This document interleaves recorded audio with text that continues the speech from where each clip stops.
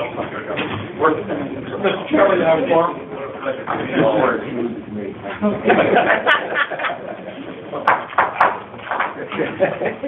I'd like to go ahead and call the meeting to order. We need to move on because we may lose quorum here before too long. David, could you call the roll? Alderman Boyd, Present. Commissioner Bradley, Commissioner Brown, Present. Alderman Johnson, Commissioner Peoples, Present. Commissioner Powers, Commissioner Boaz, Present. Commissioner Harris, Present. Commissioner Crowther, Present. Chair Visitator. Present. Okay, before we jump into our agenda, too much, I'd like to go ahead and look at the minutes. Are there any suggested changes to the minutes? One, Mr. Chairman, is simply a listing of absence. Commissioner Earl Stroughton was absent on that last meeting. Okay. Any other suggested changes? So your motion to approve is discussed? Okay. Second. Moved and seconded. That we approve the minutes. I'm sorry, you're just so far with that. Oh, okay. And second. Alderman Boyd. I did. Okay, so it's been, No, did you want to? Alderman Boyd. Oh. Hi, I'm sorry. Commissioner Bradley. Oh, sorry, Commissioner Brown. Sorry. I'm reading and talking at the same time. Aye. Commissioner Peoples, Aye. Commissioner Boaz, Aye. Commissioner Harris, Aye. Commissioner Stroughton, I'll say. and Commissioner Chair Visitator. abstain. The motion passed. 5 in favor and 2 abstentions. So, before we jump into our action items, Don, do you have any comments? I'll be brief. One, thanks for everybody coming, so we have a forum on this evening. We usually meet in a different room, so it's a little bit more compact, so we're getting used to hearing ourselves talk. And tonight is an open public hearing, so it's on one item, and that item is about a change in the strategic land use plan. It's not a zoning item by itself, it's a change in the strategic land use plan. And the presentation and public hearing of that is the first thing up on the agenda. And we'll invite people when time comes to speak to the public. Okay. I would like to go ahead then and start with item number 3, our public hearing presentation. As we get started, I'd like to go through a couple of items on how we proceed on this. Presentation be made by Roman Cordell of the Planning Commission staff and Larry DeVito and Christopher Kramer. The Planning Commission members are welcome to have a conversation with the presenters, but most of our conversation should be reserved to when we're having discussions following our overall hearing. And anyone who wishes to speak on this topic, we have a sign-up sheet back here, so please sign up in order to do so. There's a blue speaker. There's a speaker form back there. And then after we have our initial presentation, we'll be opening up the hearing for comments from those who signed up. But generally, we'd like to have, there's the sign-up sheet. Generally, we'd like to have people limit their discussion to short time, 2 to 5 minutes, and we're representing for 5 minutes. And we'll be taking them in order that the speaker forms have been submitted and signed on. And so I'll call your name, and then when I call your name, please identify yourself with your name and address, and if you're representing a specific group. And then with that, Roman, I'd like to start the presentation. Good evening, Mr. Chairman and members of the commission. We have four related items on tonight's agenda regarding a single parcel in the city, and that is the parcel located at 5006 to 30 Daggett Avenue. The first item is a presentation and a public hearing on the amendment. The second item is an actual vote as to whether to adopt that amendment. The third item is a proposed rezoning of that same parcel, and the fourth item is a proposed Chapter 99 blighting study and redevelopment plan for the parcel. So the first item is the presentation and the public hearing. There'll be two presentations made, one by myself, a brief presentation by Larry DeVito of the firm Draper & Kramer. This is a Chicago-based firm that's proposing a development project on this particular site. And then after those two presentations, we'll have a public hearing. Notices for the public hearing were posted in two publications, the St. Louis Daily Record and the City Journal. The city's recommendations from the planning department were available online at the URL website that you see posted on the slide. And that document has been available since November the 15th at the Kings Highway branch of the St. Louis Public Library, which is located just a couple blocks away from this particular site. So the amendment of the strategic land use plan is based on a proposed redevelopment of this particular parcel, which is shown in red. And I should point out to you that the amendment is not tied specifically to this proposed development. In other words, any amendment that's made would apply to any development project that would take place on this particular site. With regards to its location, it's located near the intersection of Interstate 44 and Kings Highway Boulevard. The general boundaries are Daggett Avenue on the north, property line on the east, as well as a Union Pacific Railroad line, Bischoff Avenue on the south, and Herbert Street on the west. The neighborhood is a hill neighborhood, which I think most people, not just in the city but throughout the metropolitan area, recognize as an area that has lots of Italian restaurants and shops, lots of small, well-maintained, neat homes, and more recently, it's an area that's attracted some creative firms that have moved into the neighborhood, as well as some younger folks who appreciate the mixed-use character of that particular neighborhood. So it's a neighborhood that is attracting some newcomers.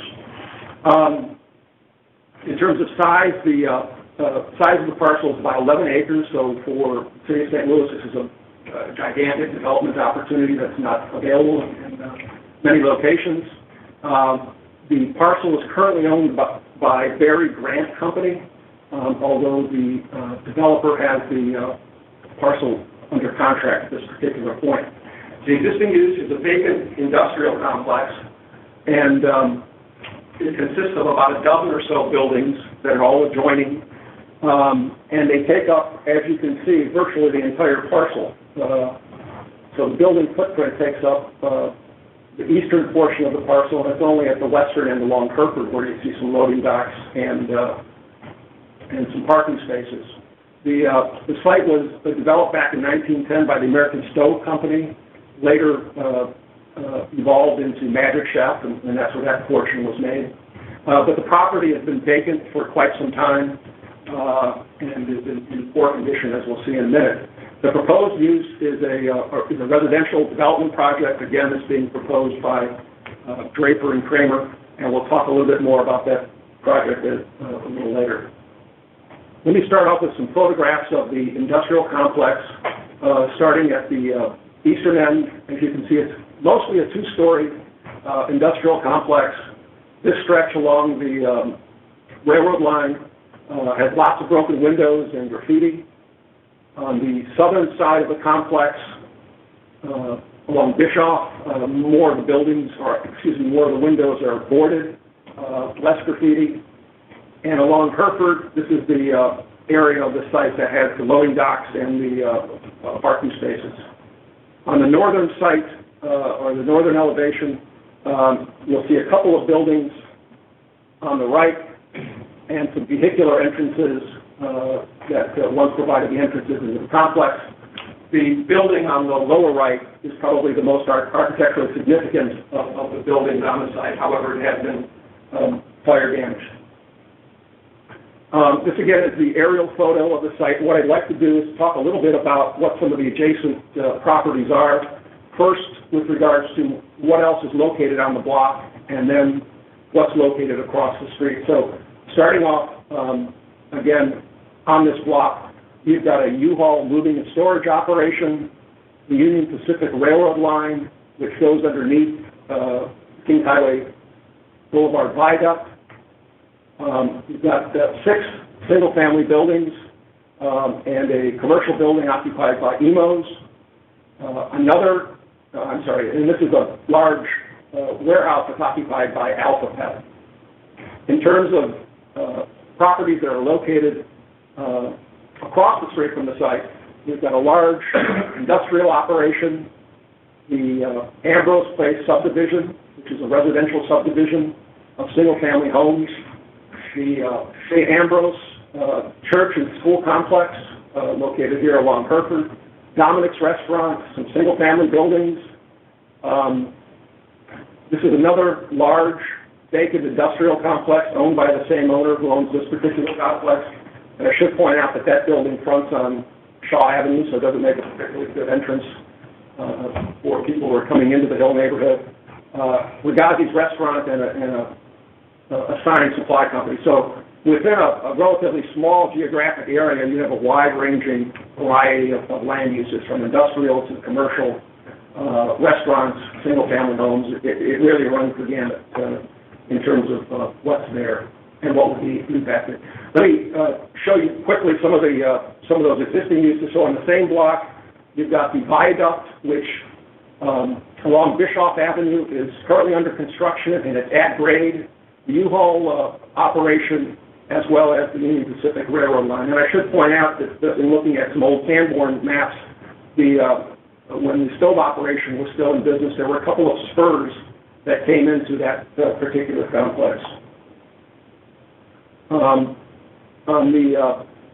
Along Hereford Street, these are the small 6 single-family homes that are currently in place, as well as a commercial operation operated by Emos.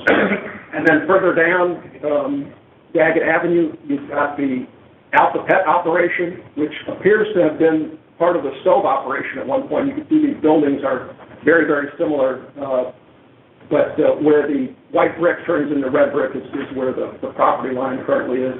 And again, we have the King Highway Boulevard Viaduct, which is under construction. And at this point along Daggett, it's elevated as opposed to being at grade. In terms of the properties that are located across the street, you've got the boiler operation, St. Ambrose Place subdivision, which was developed about 20 years or so ago. All single families located on private streets. On the western side of the site, you've got the church and school complex, and that's obviously the heart and soul of the neighborhood. Dominic's Restaurant, which is one of the signature restaurants on the Hill, and some single-family homes. To the north, you've got the vacant industrial complex owned by Barry Grant and Company, and these buildings are in very, very bad shape. Regazi's Restaurant, another popular restaurant in town, and a sign company. In terms of the development project, it's called The Hill. It includes 318 residential units. This is a conceptual site plan that was submitted by the developer. Included there on the right is a breakdown of the various types of units. We'll talk a little bit more about that later.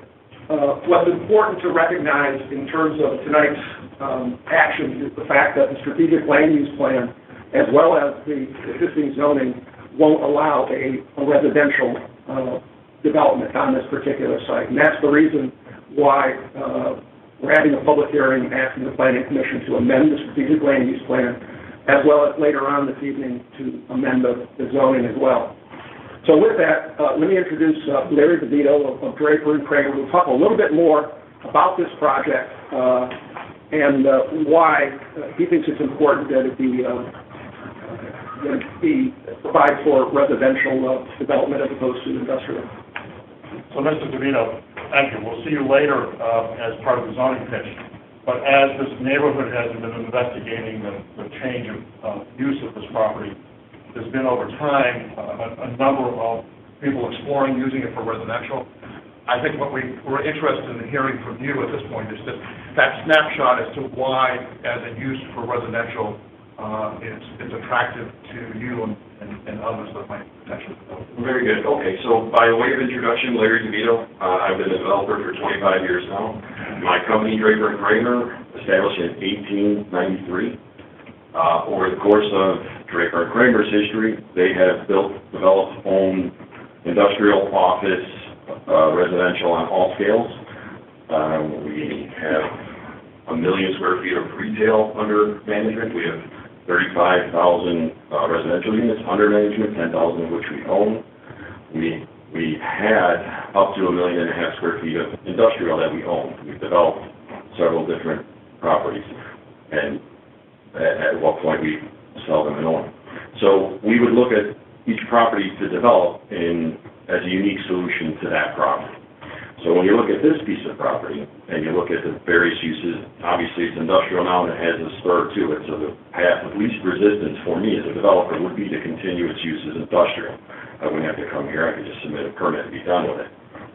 And the neighborhood groups who are opposed or against, for or against it, wouldn't really get a chance to weigh in.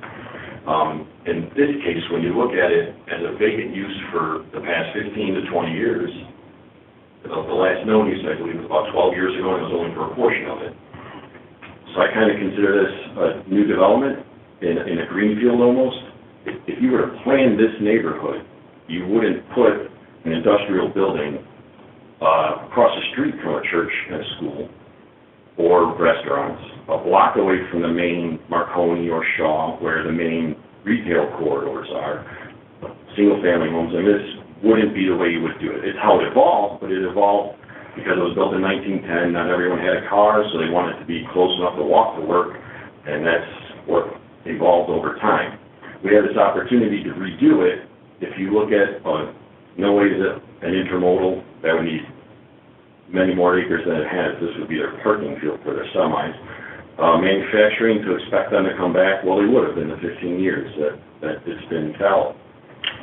So when you look at retail, it doesn't really have a strong retail presence, and it would actually detract from existing retail that's on Marconi and Shaw. So then you have an office, kind of the same. There's no reason to make this an office building. We certainly wouldn't be interested in doing it that way. So when you look at the residential uses, we made a plan we think is appropriate, and we could speak more about it later, but, would it be a field of single family or a field of townhomes or a field of anything, more of a mix of residential types, and that's the plan we presented, and that's why I think it should be residential. Fair enough? All right. Thank you, Mr. DeVito. Let me, This is a map showing the existing strategic land use plan for this site. Again, it's identified there in red. As you can see, the entire site, as well as much of the adjacent area, is designated as a business industrial preservation area, which again primarily encourages industrial and commercial uses. In terms of the specifics of the amendment, it would propose changing the existing business industrial preservation area for that one parcel to the neighborhood development area, strategic land use category. I'd like to read the definition for the neighborhood development area, so you're familiar with it. Basically, it reads, residential and non-residential areas with substantial amounts of vacant land and abandoned buildings suitable for new residential construction of scale, associated neighborhood services respecting stable properties that may be considered as part of any development, opportunities for new housing construction and replatting at a critical mass scale, defining a new neighborhood character over time. We think that designation makes sense for this particular site. If it were to be approved, the proposed amendment would do a few things. It would, as listed there, encourage a more economically viable use than the existing industrial use, which, as Mr. DeVito mentioned, has been basically vacant for the last decade or so. It would allow a residential use, which we understand that neighborhood residents have previously indicated a preference for as opposed to other uses. But with a large asterisk, and that is that it fits in with the existing character of the neighborhood. As you've probably read online and elsewhere, this is a site that's been talked about and had various development proposals for quite a few years, and all of them have been have fallen short, at least according to the neighborhood residents. So it would need to fit in with the character of the Dell neighborhood. And the last item is that it would facilitate the development of a large-scale residential development project, and this obviously would be that. So if this amendment were to be approved, it again would change the strategic land use category from the business industrial preservation area to a neighborhood development area and allow this development project or any large-scale development project to go forward. Any questions at the moment? Thank you. Before we go into the public hearing portion of this, I would like to make a couple comments or notes that the strategic land use plan amendment that we're talking about now and the action item number 4 would not, how do I want to say it? The items that we will look at later on in this meeting on zoning and blighting that would require their own public hearings at a later date for the Board of Aldermen. And so those are not really part of the hearing tonight. This would modify the land use plan that would allow for this or another proposal that got appropriate zoning and or blighting to be distributed. Not necessarily this project, but another project that would be residential. So I thought I'd point that out. I guess to open up our public hearing portion of the meeting and hear from anyone who would like to comment. First of all, again, anyone who wants to sign on that blue form that's back there in the corner. But I need to have a motion and a vote to open up the public comment. Second. And moved, seconded.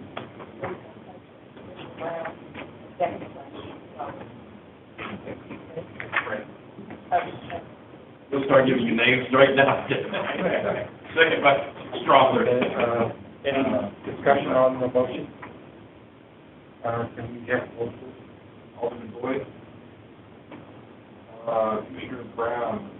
Aye. Commissioner People. Aye. Commissioner Moab. Aye. Commissioner Harris. Aye. Commissioner Crowder. Aye. Chair Vincent. Aye. Passes with all present. Okay, so now we'll open up our section for portion of public hearing about, so we hear comments from the persons who signed up and are interested in making comments on the proposal. So, Mr. Chairman, while I solicit anybody that would like to fill out the form, we might, as a courtesy, extend the podium to the alderman. Oh, yes, sir. Anybody need a form to sign up? Alderman? Very well, Farmer, father of my main neighbor.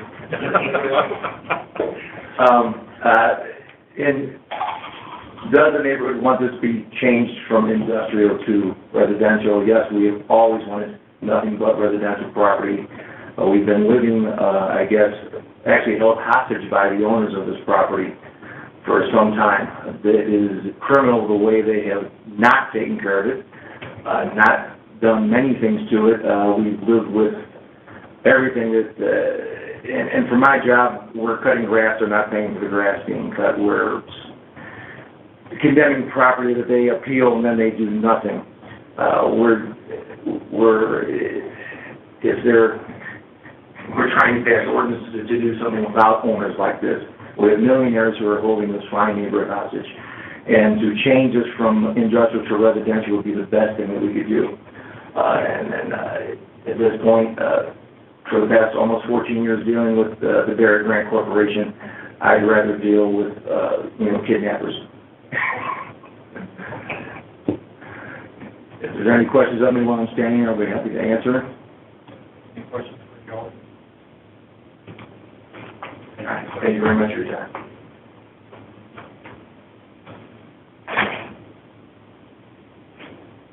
Lane Guy's doing the legwork there.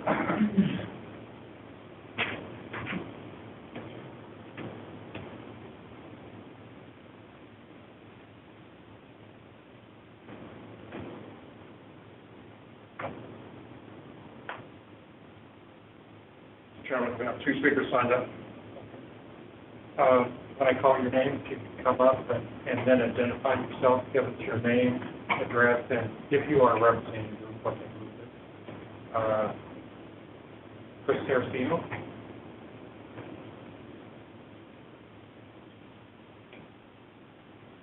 Thank you, Commissioner, for allowing me to speak this evening. I represent the Hill Business Association on the Hill. Also am a board member of Hill 2000, which is the neighborhood organization. Also a property owner and a resident of the Hill. So just to give you a little history regarding this, the Hill Business Association, the Hill Neighborhood Association has done a lot of legwork and getting a feel for the community of what would be accepted on that property. We felt that we've given it very fair across the board communication, very fair listening opportunities, 3 to 4 public meetings, and through the process, it felt that as a community, they're in favor of this project moving forward to residential usage. So I thought it was very important. Representative of the Hill 2000 Board, which is a neighborhood organization, also the Hill Business Association, which represents businesses along the Hill, and as a property owner, just to let you as commissioners know the feeling of the neighborhood. So thank you for the opportunity to speak this evening, and if you have any questions, I'd be glad to answer. Are there any questions? Terracino? Thank you. How's your new venture doing downtown? Good, thank you. Here we go from Laurel.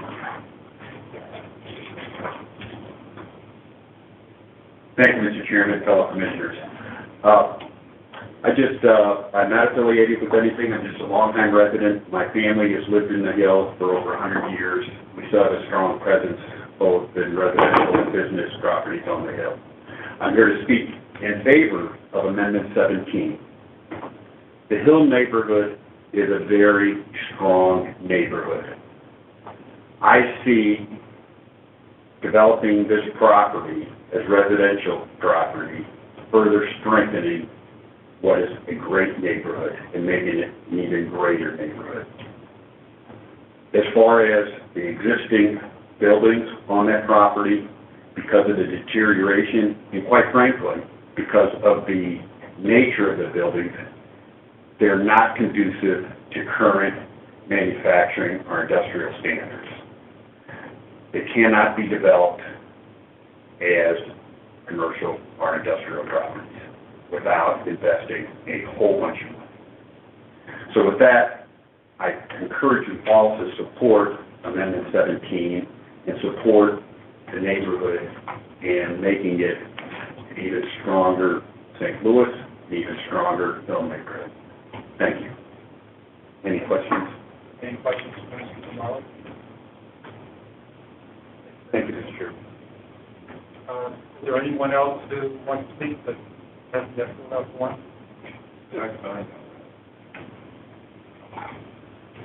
one. So, I'm like, why don't you make your way to the podium? Very good. You mind putting in the detail?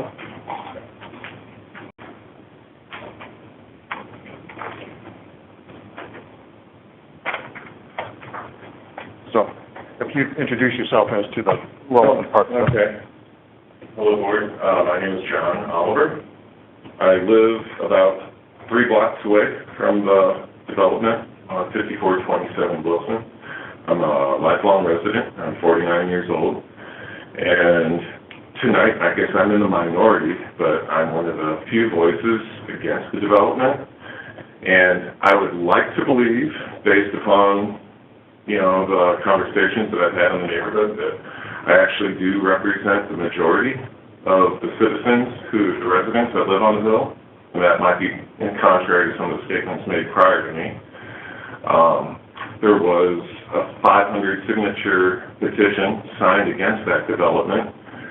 They tweaked it slightly and declared those signatures null and void. And I don't know if that's really truthful, in terms of representing the will of the neighborhood, but that's what happened.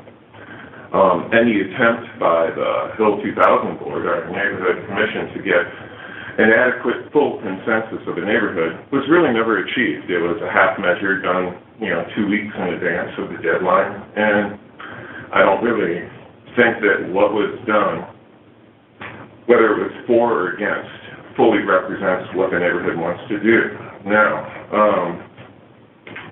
some of the problems that I see about that area going residential, it has a 5-story apartment building with a 6-story parking garage, and I'm kind of envisioning something that looks something like you see at Savage Center. Directly across the street from the church, which the earlier speaker described as the heart and soul of the Hill, I don't really see that fitting the scale and proportion, of the design of the Hill. And you as the zoning commission, you guys are always concerned about scale and proportion of development. So many of you know the Hill neighborhood. It's all, mostly residential buildings, a few mixed-use businesses, but it's all 1- and 2-story homes. So visually there's a concern there. In addition, there was a traffic study that was offered at one of our neighborhood meetings that indicated that there would be an additional 10,000 cars per day in our neighborhood. And if any of you have driven through the Hill, it's skinny, one-way roads that's very hard to commute. And hopefully that's your job to determine if our neighborhood can handle a high-density unit, which would add, I think, approximately 700 new residents to our area in that congested space. Also, one thing to consider is there's a railroad track, and it's a well-used railroad track. The trains are noisy.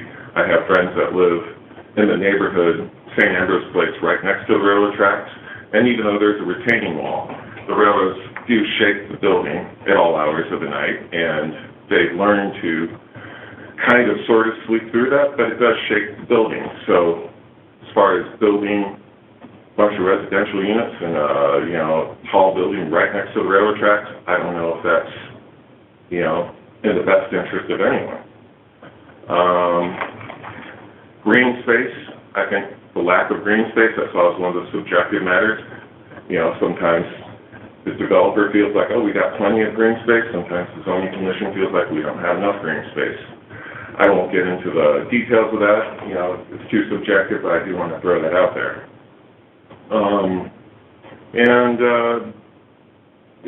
I could go on and on, but I think that just covers most of my talking points. I appreciate your time listening to me, and thank you. Are there any questions? Mr. Oliver, what would you like to see happen? If you perhaps on top? Well, okay, so I think universally, I've been in the neighborhood a long time. Every single person in that neighborhood wants that property developed. It's just a question of, is it this development? In a perfect world, we would love it to be residential. However, there was, the Hill 2000 board is taking it, I don't know how they have achieved their understanding, but their understanding is that because of the cost of land, the abatement of the property, the only thing that financially makes sense is this high-rise apartment building, or 5-story, or however many stories it is. Whether that's true or not, I don't know. Me personally, I would love our neighborhood commission to open the door a little bit and accept different proposals from different developers. There's been many different proposals in the past, that didn't involve the tall apartment building. There was one proposal that involved the old folks home. However, for various reasons, and probably Joe Vollmer can speak more on those reasons, those plans never materialized. I think a lot of it had to do with the cost of the property. However, currently Flynn, the owner of the property, he seems to be a motivated seller, and the sale price is coming down and down as he's being taxed further and further on this delinquent property. So I would like anything to be there rather than 700 new residents packed into there and all these cars jamming in the street. Just my thought. I appreciate that. Thank you. Okay. Mr. Oliver, if I may, if I heard you correctly, you don't mind residential, you're just not happy with the development plans there. Right. Okay, so if I'm understanding it, as a commission, we're simply looking at the rezoning of this land as residential, not approving a particular plan. Am I correct? We've got to make a fine point, is that there's a sort of like nesting Russian dolls in a way, is we have an overall comprehensive plan for the city about uses, as a land use, not as a particular zoning category. That's the strategic land use plan. It calls this to be business industrial preservation. We are changing it so it could be neighborhood development, which is a residential focused thing. And I didn't mean zoning, yes. And the second is a zoning. Yeah, so we're simply looking at changing it from industrial to residential, which fits your desire. You're just not satisfied with that particular scope of plan. Right, and, I'm not the expert you guys are, and if it's, impossible to, I wouldn't mind it not being rezoned. Of course, the building's ugly, but the building as it sits right now, it doesn't add 10,000 cars, to the area, to our neighborhood. No, I understand that. You said you were happy with it being rezoned or not rezoned, I just said word. Okay. Changed to residential as opposed to commercial. Well, I think that most of the neighborhood would love it to be all residential. However, that may not be the reality of the situation. The economics on that may not work. I don't know. I'm just putting in my 2 cents worth, and maybe this isn't the proper time and place and forum, to have this nuanced conversation. But, I drove down here and paid the parking meter. We all do. So I don't know, I think maybe there's a future meeting, where HUD's involved, that maybe more of these issues would come to light. But I think some of the concerns I brought up overlap into the specifics regarding what you guys are talking about right now, especially pertinent to the railroad tracks and the traffic study. Mr. Oliver, I think what I heard you mention was that you actually speak on behalf of the majority. I would say I'd like to believe, based upon, we all talk, we all show up at meetings, we all... And I also heard you mention something about a petition that I couldn't really follow. Petition. Who initiated the petition and who were the members?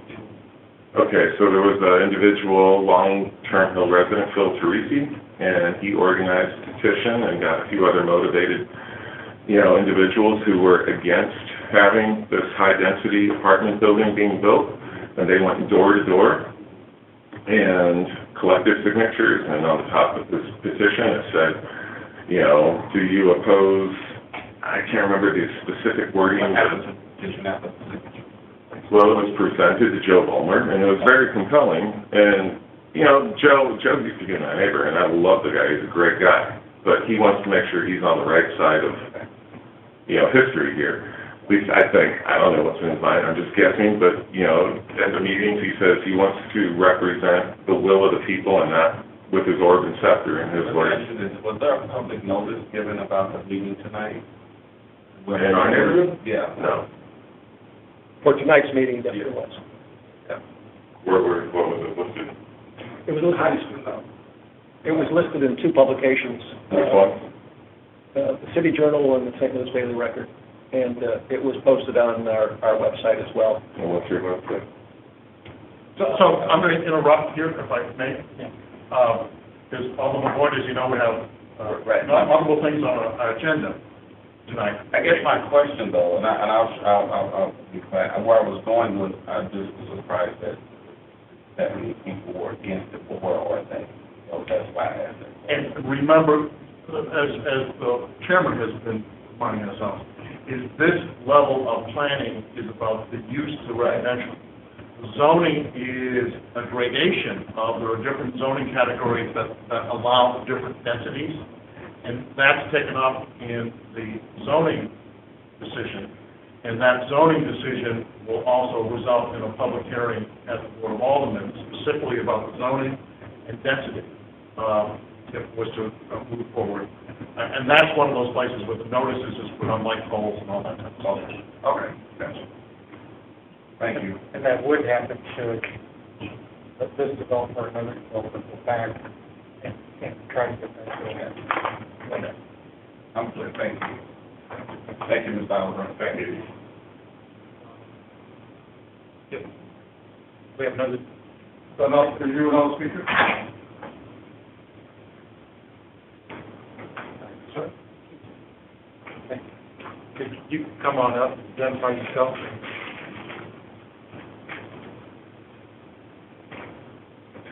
First of all, my name is John Soretta, and thank you for the opportunity to speak. I'm a lifelong resident of the Hill also. I've lived there for 65 years. All four of my grandparents, when they immigrated from Italy, settled on the Hill. I have 4 children, and they've all bought homes on the Hill. I've lived in St. Ambrose Place, the development along the railroad tracks. Like 3 of my kids now own homes in St. Ambrose Place, the development along the railroad tracks. Like everything else, the Highway 44 and the railroad tracks down Manchester and the ones going through behind this property becomes part of the sound of the neighborhood, okay? So it never kept us from buying in the neighborhood. Well, we know that there would be there, sure. So to address that. How this all came about, and absolutely right, it was Owens, Illinois, that was 14 years ago that they were in that property, and they were the last tenants that inhabited that development. It's been 14 years and a binder full of proposals, and none of them ever took place. Okay, I don't know that all but one, which was really affected by the financial downturn, was ever truly presented to the whole neighborhood. We never knew what happened. And so when this proposal came up, what happened this time was, we always heard in the paper that it was Flynn's who owned Berry Grant property, the alderman and the pastor, and that's changed over time. Okay, this time, Sandstones came with a contract. Okay, so the Flynn's were out of it. They were no longer a player in this. So it was the alderman and the pastor that we had to convince or hear from on this whole proposal. So what the alderman did, and if you only had black hair, I think, before this all started, okay, he's been through hell on this one, and I give him all the credit in the world. Okay, but what he did, he said, well, why don't you get a committee of neighborhood residents together in addition to the board of directors of the Hill 2000, and let's discuss this proposal. The Kramer Draper people, the Sandstone people, our board of directors, and we called it a focus group of about 10 people, make up a number, okay? We discussed this thing for 6 months, okay, and it didn't go over the first time. I don't know what the number of apartments was the first time, numbers of apartments, and that was always the stumbling block. We've never fought for anything in the neighborhood as far as what we wanted on that property, but we always said what we didn't want anything, but we never came and said, this is exactly what we want. So with this proposal, we thought we had the nugget of what could happen, but it became very visible to the neighborhood what was going on, at least to this focus group. Okay? Before the final proposal was going to be presented, let's put it this way, before a plan was going to be presented to the neighborhood organization, a petition was submitted to the rest of the neighborhood. 2 people initiated it, they walked around the neighborhood with other people, and before any plan was presented to the residents, they asked people to sign on this petition. They had some older people, they had some younger people, people signed because they had friends that were doing it. Okay? When this was all said and done, they were saying they don't know anything about the development. Okay? $6,000 was spent on audiovisual equipment, and we had a presentation of the Hill 2000, the neighborhood organization. We probably had as many people as we've ever had at any meeting at that meeting. Okay? It was presented at that point. Okay? There was opposition to it, there was whatever. And when that petition came out, Joe said, I can't support this thing with that many people not in favor of the project. He said, I'm not necessarily in opposition, but I've got to get a better feel for what's going on. Now, if you know in our neighborhood, and maybe like many neighborhoods, who has the power in the neighborhood is your alderman and your pastor, okay? So they sat down with the Sansone group and the Kramer-Draper group, and the Sansones and Kramer-Draper said, what do you want? And they came up with 225 apartments. They wanted condos in there. That wasn't a part of the original plan, and they wanted townhomes and single-family homes. They presented a number to the developer. The developer said, I don't know if I can make it work, and I'm not going to try to negotiate it. If I can make it work, I will come back to you and I'll say, this is what we can do. Mr. Toretto, Okay. we're maybe going to lose a forum here in a few minutes. Okay. Anyway, the neighborhood was presented at a meeting, okay, a show of hands. Over 70% at the meeting raised their hands in favor of the project. Okay, we did a survey monkey. That was done. 70% of the respondents said they were in favor of the development. People still didn't believe it. So there was a campaign by the opposition, if you would, to call Mr. Baumer, call him, mail him, or email him, and tell us your support. It was 60% in favor. It was no small part. It was no whim. Joe's been put through the ringer on this one, and the neighborhood supports it. And we know we've got a way to go, but we support this. Are there any questions? Okay, any other comments or questions of Roland or the author? Okay, then I'd like to have a motion to, well, first of all, do we have any written submittals? Yes, we did. We received an email message from Jeff Proctor, who's the president of the Hill 2000, at 5:15 this evening, and Michelle will pass those copies around. Basically, it's a letter of support with regards to the Amendment 17 of the Strategic Land Use Plan. Thank you. And with that, I'd like to have a motion to close the public hearing, public session. Second. Move. Second. Second. Tracy. Alderman Boyd? Aye. Commissioner Brown? Aye. People? Aye. Commissioner Boyd? Aye. Commissioner Harris? Aye. Commissioner Stroughton? Aye. Chairman Jenkins? Aye. Thank you. So that concludes the public hearing portion, item number 3 on our agenda. So now we'll move on to item number 4. Roman, please. Yes, again, Mr. Chairman, this is the vote on the adoption of the Amendment 17 to the Strategic Land Use Plan. You heard my earlier presentation with regards to the particular site and the adjoining properties. I don't want to be repetitive. I understand we have a shortage of time tonight. The Strategic Land Use Plan currently designates the site as a business and industrial preservation area. Amendment number 17 proposes to change that category to a neighborhood development area, which would allow a large-scale residential development to occur. And Planning Department staff is recommending approval of Amendment number 17. Be happy to answer any questions. Obviously, after that, we discuss the matter and take a vote on the adoption of this amendment. Are there any questions? Roman?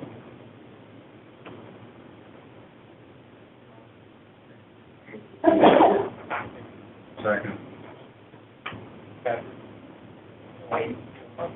Any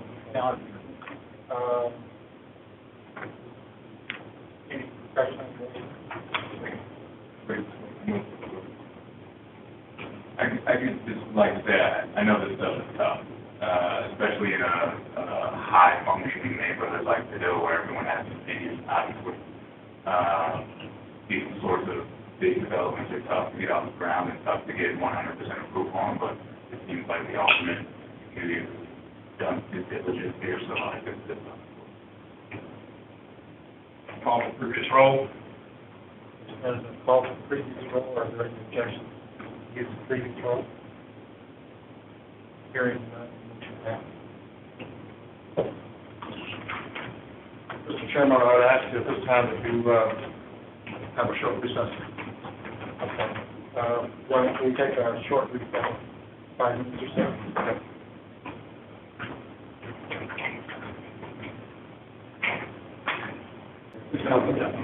Mr. Chairman, if you could reconvene us.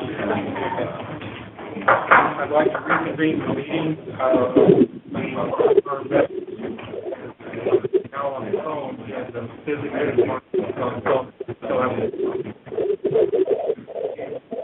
And Mr. Chairman, I'd like us, we take up agenda item 7. okay. Any objection to, agenda item 7, and then number 8, I assume. Hearing none, we'll start with agenda item 7. Thank you.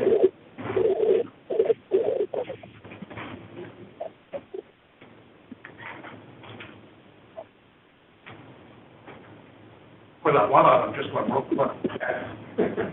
This is a proposed rezoning of a single parcel, again, 5006 to 30 Daggett Avenue. It would be rezoned from the J Industrial District to the D Multiple Family Dwelling District. This rezoning would facilitate the demolition of the existing buildings and the construction of a $50 million, 318-unit housing development project. As you know, the developer is Draper and Kramer. This is an existing zoning map for the site as well as the vicinity. As you can see, much of the entire rezoning site, as well as much of the adjacent area, is Zone J Industrial District, which does not permit residential uses at this particular site, and that's the reason why the petitioner has requested a rezoning to the multiple family dwelling district.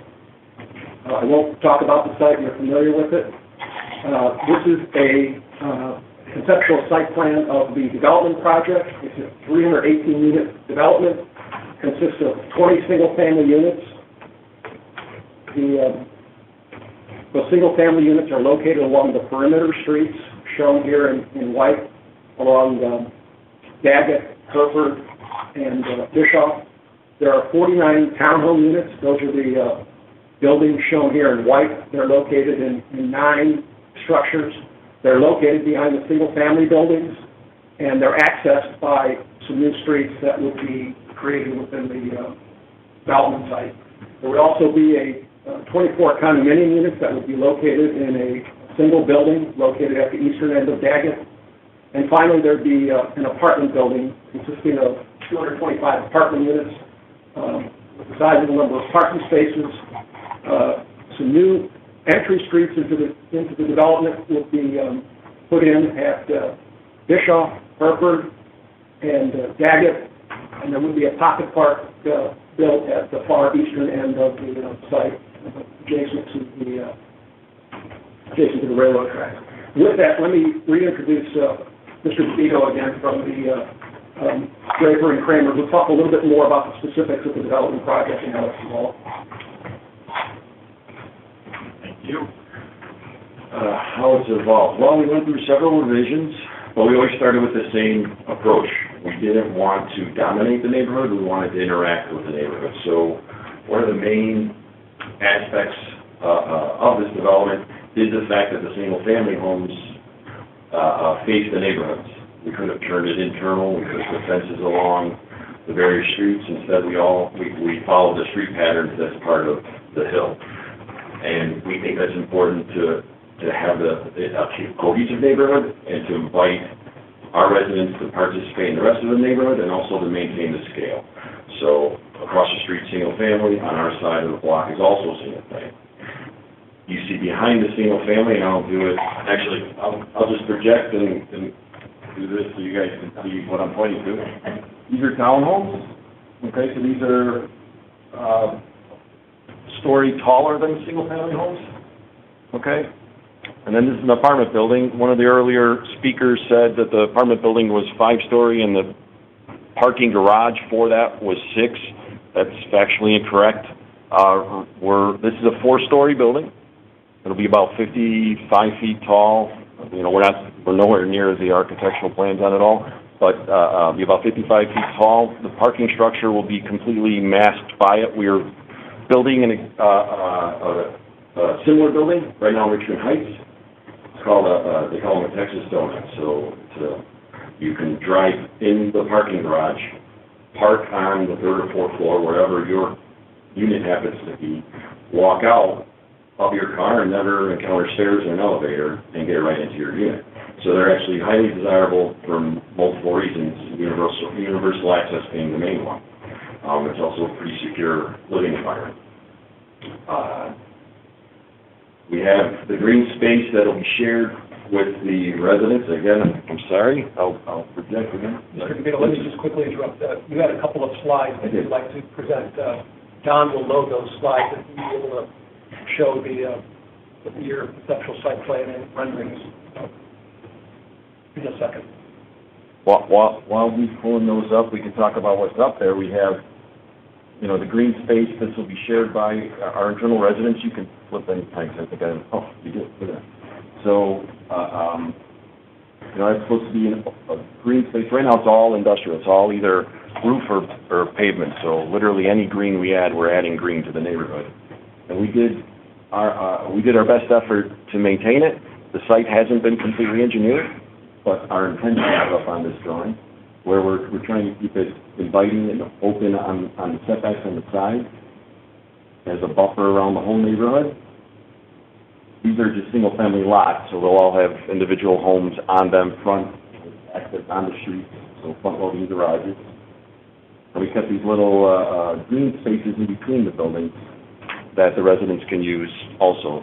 The townhomes will have private spaces. The apartment building has this interior courtyard, and they'll have some other amenities inside the building that is just for the apartment people. With an important aspect, so we talk about Ambrose Church being the ground zero for the neighborhood. So this is supposed to represent the view from into that little roundabout that everybody except the gentleman on the phone can see. So if you're standing at St. Ambrose or just in sort of where the playground is in St. Ambrose, that's what you're going to do. We open up our whole development, but we may create the roundabout as an eye-catching and appealing element. So that our neighborhood, and from our neighborhood, you can see St. Ambrose. It's supposed to be interactive that way. I was told to have an Italian-style, what my architect produced as an Italian-style building. Again, this isn't fully fleshed out, but we did some Juliet balconies on the end, and so this is the element right here. You're going to see a lot of thought. So we creating something visual appealing that will attract guests to the site. So we did apply Juliet on the side, little eyebrow detail, the stone on the light stone on the ground level, with the spots. They're supposed to represent, you would see it for the blonde. And I've been there, and you'll see those architectural elements. So.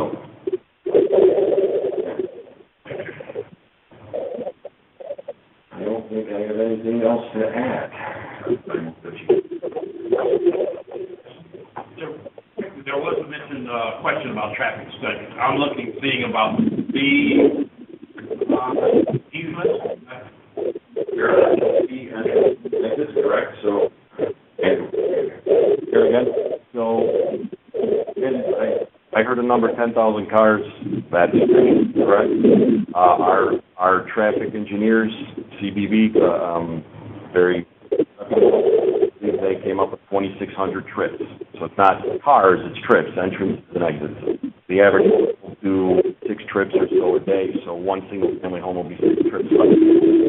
I'd like to point out that if it was a 350,000 square foot industrial home, it's a heck of a lot more than 2,500 trips, and they'd all be semi. An argument for a different form, perhaps. As far as circulation goes, we have maintained the street grid, okay? So that's where you're talking about down Wilson.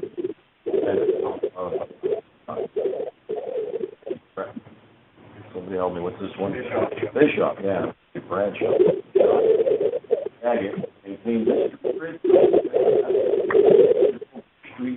seeing here, for by itself.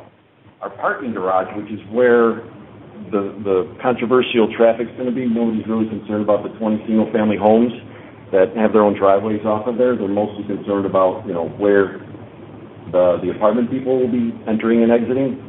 We kept that off of Daggett there, and if you can imagine the street grid, there's a secondary entrance here, but I don't think that's gonna survive the architect, actually. I don't think that's gonna survive Trump.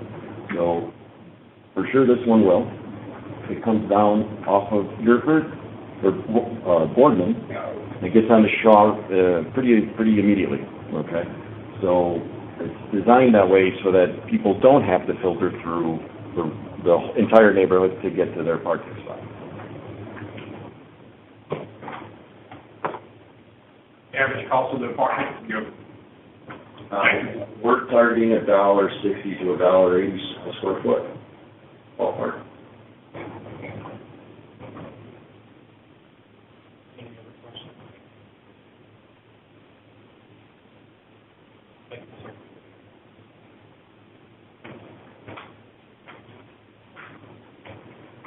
We're just going to flip back to the PowerPoint, just give us a second here.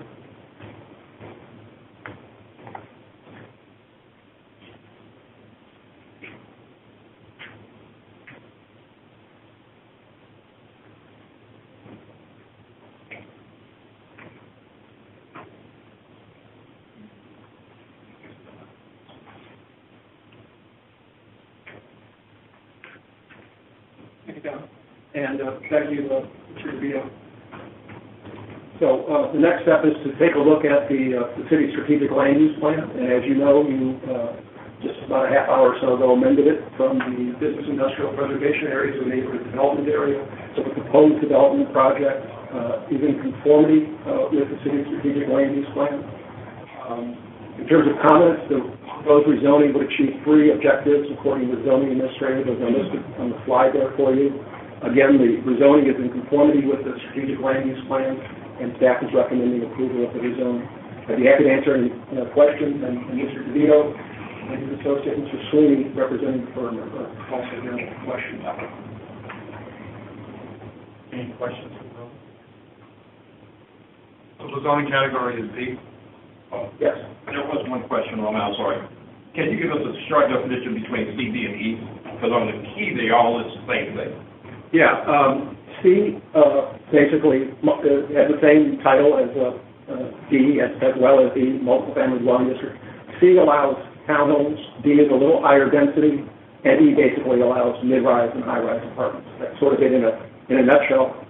Terrell and Dylan from the zoning section are here if you want to add some additional comments with regards to the distinctions between the 3. I think you pretty much covered it. Basically, the density that changes between those 3. Yeah, because the language is the same, but the 3 different definitions on the key, so I just want to understand. Yeah. So townhomes, high rises, and higher density for D.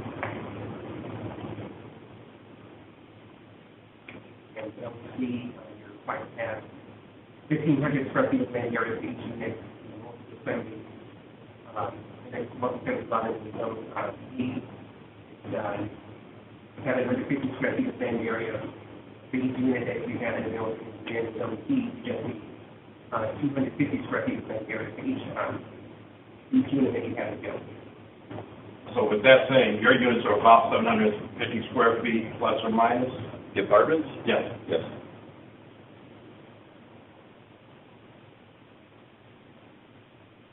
Any other questions? Move approval. Second. Okay, we have a motion and second. Previous rule. Previous rule, and requesting any objections?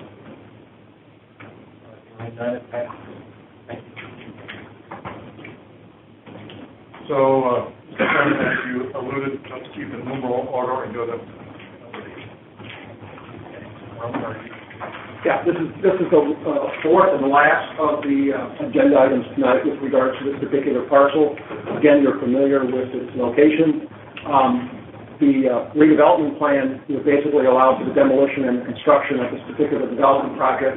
As you know, with regards to a redevelopment plan, the planning commission is basically reviewing it for two items.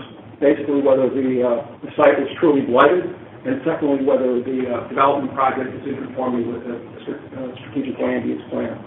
So with that in mind, what I'd like to do is just to show a few slides documenting the blighting condition. You've seen these photographs before of the broken windows and graffiti along those two sides of the complex. These are some close-up shots, again, on the left showing the broken windows. On the right, you have some falling bricks. You can see right through the building. On the left, you can see some fire damage that occurred, I think, within a year or two ago, roughly. And on the right is a barricaded entrance. I can tell you, when I was out taking photographs, that fence doesn't extend completely alongside the building, and a couple people were going in and out of there. Some urban exploration. Exactly. Urban. And I saw some photographs from the developer showing the interior of some of those buildings, and it's a sight to behold. Again, you're familiar with the proposed development project. Earlier today, you changed the strategic land use category for this site from the business industrial preservation area to a neighborhood development area. So the site is in conformity with the strategic land use plan. There is no eminent domain included within the redevelopment plan. It does provide for the use of 10 years of tax abatement, and again, staff is recommending approval of the Chapter 99 blighting study and redevelopment plan. And there will be a public hearing on this at the Neighborhood Development Committee of the Board of Aldermen. And Robin, for clarification, the rezoning item was initiated by petition by the developer having the property under contract from the owner. And it was our purview to look and comment on that within 45 days. The item we have before us came to us not from the developer, but from LCRA as a redevelopment plan for this geography that therefore makes a determination that the area is blighted. It gives some other criteria that we look at for blighting and the conformity with the strategic land use plan. And it would also take legislation that the Board of Aldermen to be considered. Correct.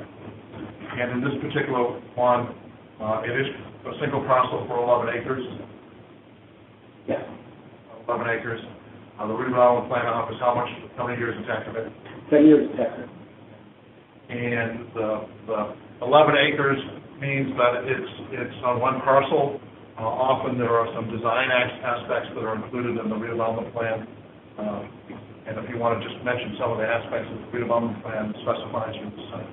I think one of the key things is it calls for the demolition of the building on the site. Again, one or two of the buildings appear to be architecturally significant, but again, they're not in very, very good condition. Again, the redevelopment plan calls for the demolition of those buildings. They will be reviewed by the Cultural Resources Office, but the development plan obviously carries a lot of weight with regards to the evaluation. So we're not the final step to that, if I'm understanding correctly. The cultural resources. But and also the Board of Aldermen would have to have a hearing and approve allowing this, but then demolition, depending on what the circumstances are, merit buildings or whatever, has to be approved by the, one of the criteria they look at is if the redevelopment plan has been approved. Some other criteria. So in this case, this redevelopment plan does, remember the redevelopment plan, if approved at the Board of Aldermen, survives the development, specific development proposal. It came to us from LCRA. This developer may ultimately consummate a deal and do work there, or it would stay on the books. So the development plan itself does call for looking at this as being a site that needs demolition. And that would be a a reference point that the Cultural Resources Office would look at first.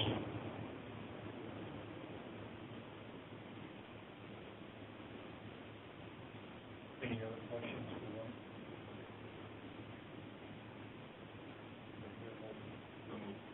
Second. And moved and seconded that we approve. Previous roll. Previous roll has been requested.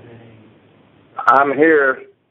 Any objection to previous roll? That's what we can call previous roll, Alderman. Hearing none, motion approved. Thank you. Thank you, Alderman.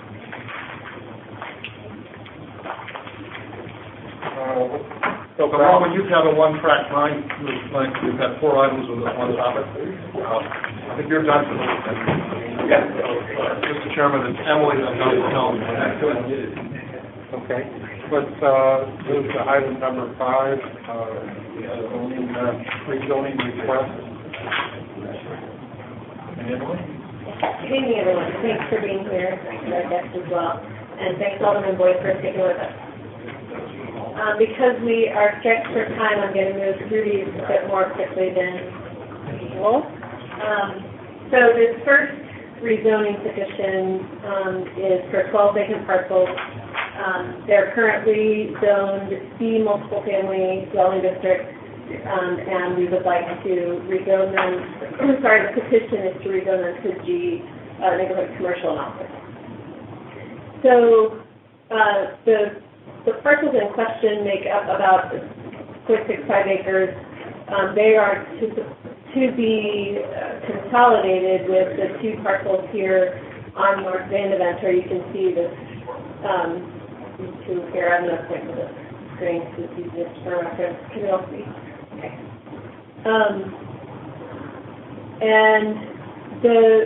As you'll see on the zoning map later, the 2 parcels on North Vandeventer are already zoned G, so we'd be expanding this zoning area to include the subject parcels, which at this point are all zoned G. The petitioner is Common Building Group on behalf of the Beaconess Foundation. They would build their headquarters building here, and the lots are currently owned, some by the Beaconess Foundation, a couple by LRA, and one by Gateway Greening. Here's an aerial of the site. See, it's right next to St. Louis City Family Court. Up here. Here's the zoning map. All the parcels in question are currently zoned C. This map just shows how the Beaconess Foundation has been consolidating parcels over time. All the parcels in blue were purchased from Voices for Children back in 2007. And then the others are being purchased currently through Gateway Greening and LRA. All those properties in green are owned by Gateway Greening, and that large parcel to the right is the Bell Community Garden, which you'll see in a little bit. So here are the parcels in question, including the 2 on North Vandeventer. This is a new mixed-use building constructed across the street on North Vandeventer. Greater Union Church, some residential buildings on the north side of the site. And then here's some photos of the Bell Community Garden to the east. To the south is the St. Louis Family Court building and the Urban League. Okay, so moving into the strategic land use plan, what you'll see is that these parcels do not, the intended use for them as a headquarters building for an institution does not comply with either of their current designations. So the portion of them are neighborhood development area, which is intended for residential use where there are vacant lots. And then the other portion is for recreation and open space preservation and development. What we do know is that within this loop, there's the adjacency rule. So if there's an abutting use that is consistent with the intended use, you can rule that it is in conformity with the strategic land use plan. And not only is there an abutting property that is institutional preservation and development, there are 3 city blocks abutting that area. So as an institutional use that would enhance The area, it would simply add to a hub of activity that's already there, and thus staff recommends that it is in conformity with the strategic land use plan. Dual zoning of consolidated parcels is not allowed, so this would bring those parcels into conformity with the zoning code, and so we recommend that you approve the result. Any questions, Greg? Any questions? Thank you. Actually, I do have one question. Just to confirm on the, I guess this would be the third page, it's hard to read the strategic land use categories exactly, but I just wanted to confirm, this is not converting a portion of Bell Garden itself. Correct. Correct, it is not converting any of the garden impact. There have been conversations between the Deaconess Foundation and Gateway Greening, and they will design the building such that it doesn't impede with the sunlight for the garden. So they've been thinking through that. I also wanted to let you know that Beth Noonan is here representing the Deaconess Foundation if you have any questions for her. Further questions? All right, to move that we accept the motion or suggestion submitted. Second. Been moved and seconded. Any discussion?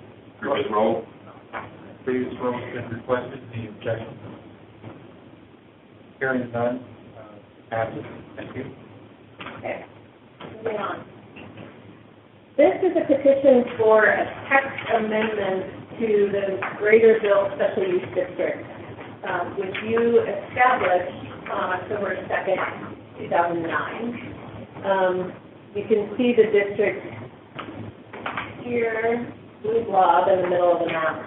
It's about a little over a mile, 17 city blocks that span 68 acres. And it was established in 2009 to regulate 12 specific types of land use that were making it difficult to attract and retain business and residential uses that are desired in the district and needed in the district. And so this proposed amendment has come up because there's a perceived saturation of specific uses within the district. And so there's a proposal to amend this text. So just to look at the zoning map quickly, as you're aware, a special use district is an overlay zone and thus supersedes the zoning that exists on our map.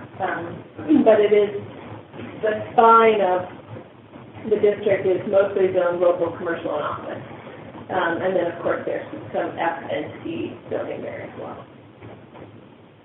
These are the uses that were regulated through the original ordinance. And gas stations and convenience stores are the uses that are in question today. So you can see on the board bill how these were sort of sorted out. Some of them were originally listed as conditional uses, and the others as prohibited uses. Originally, gas stations and convenience stores were listed as a conditional use. Since that time, it has been determined that those uses are, or it's been suggested to us that those uses have been saturated. So we went out and did some field research and determined that that is in fact the case. So this is the mobile station at Cora and MLK. It was constructed in 2008, right before the district was established. And I also included the zoning definitions for gas stations, also known as motor fuel pumping station, and convenience store. There's not a zoning definition for confectionery, and we could guess at what that really means, but we're just going to plug it in with convenience store for now. So, okay, so this is the district, and it's a little bit difficult to see. I'm going to go back to the screen to my right, behind me. Here is the Crown, these are the Mobile Mart and the Crown Food Mart that was built in 2008. Just within the last year, this gas station on the eastern edge of the district was constructed. So now you have two gas stations with attached convenience stores in less than a mile distance. And in between them, there are two stores that could be perceived as convenience stores. One of them is really more of a grocery store, and that is Martin's Market. But regardless, an excess of the presence of these uses in a district can detract from that district's ability to get the amenities and services that neighbors need. And so, make sure I'm covering everything. We did determine that because that separation exists, that it's worth changing the text in the ordinance to make specifically motor fuel pumping stations, convenience stores, and confectionaries prohibited uses. In terms of conformity to the strategic land use plan, nothing changes here. This doesn't affect any of the prohibited uses or allowed uses. Doesn't affect the original compliance with the strategic land use plan, which the district has.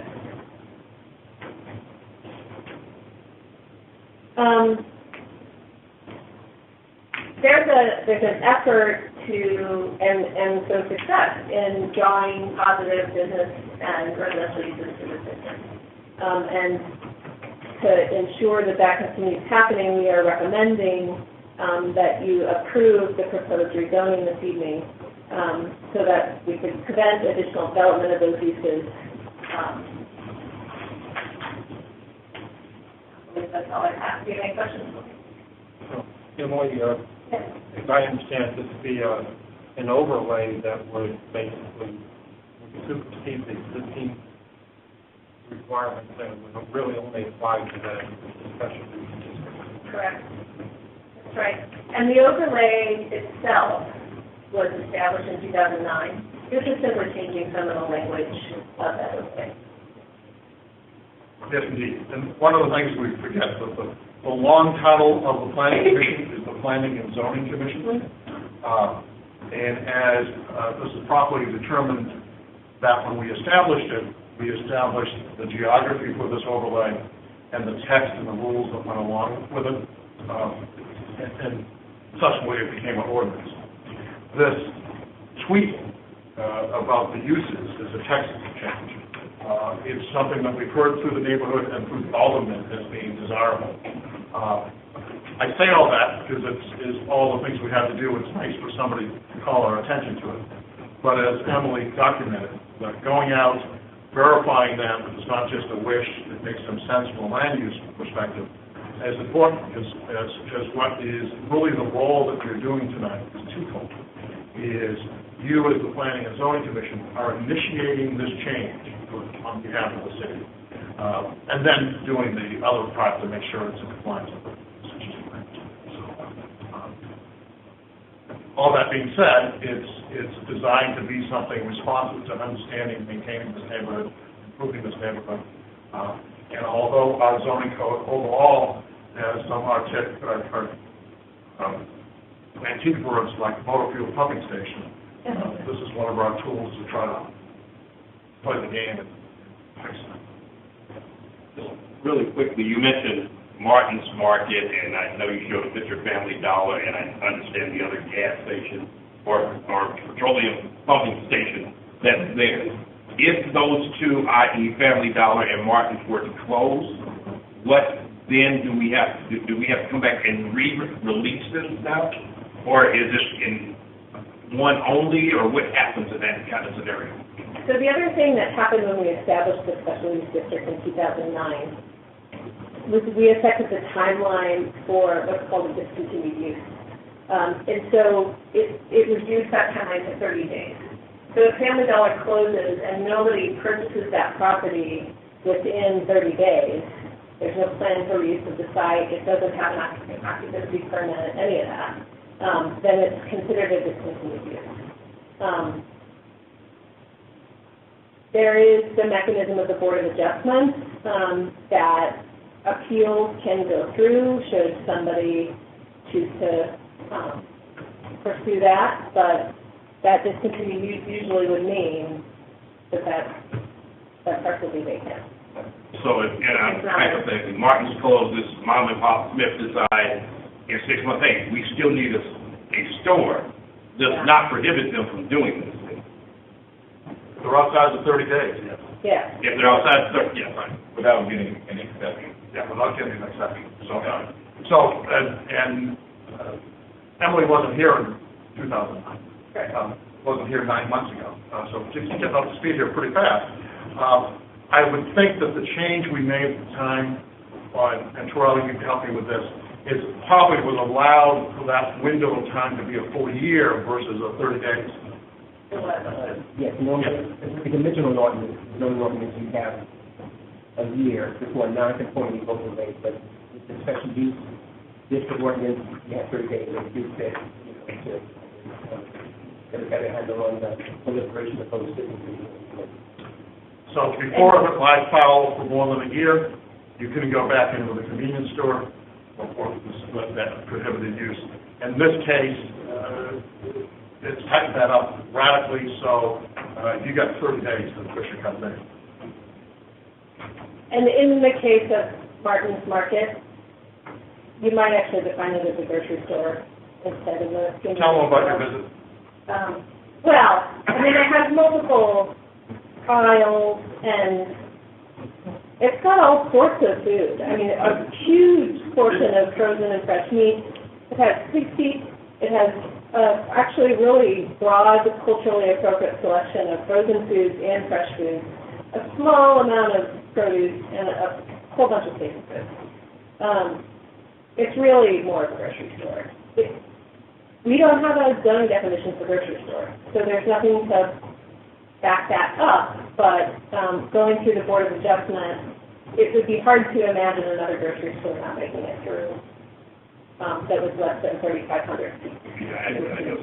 Like I said, again, now we do have a definition for convenience store. For convenience store, we classify those, classify that as a store that's not over 3,500 square feet. The small scale stores, the grocery stores, or your larger stores that you do Schnucks, or your, your birds, you don't have to be birds things, your larger stores. So the convenience store is a small scale, and that's how we, And Martin was just over the 3,500, probably about 4,500. It's actually less than 3,500 square feet, yeah.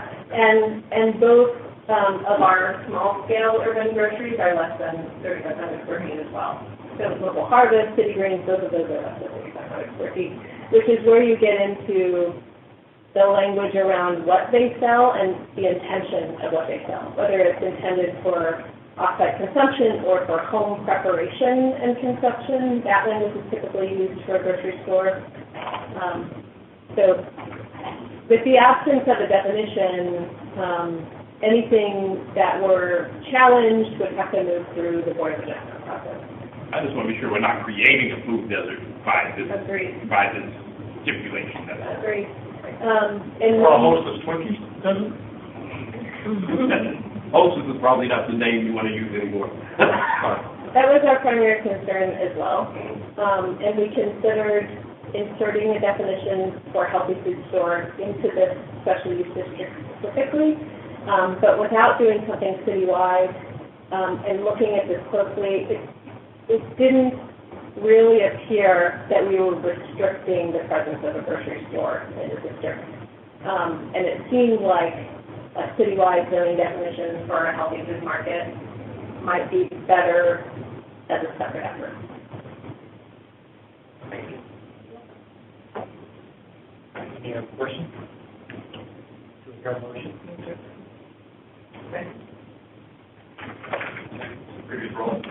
Previous role can be requested. Any discussion? Hearing none, motion passes. Anything else on the agenda, John? No. Thanks, everyone. Is there a motion to adjourn? So moved. All in favor? Aye. Steve Allen, thank you.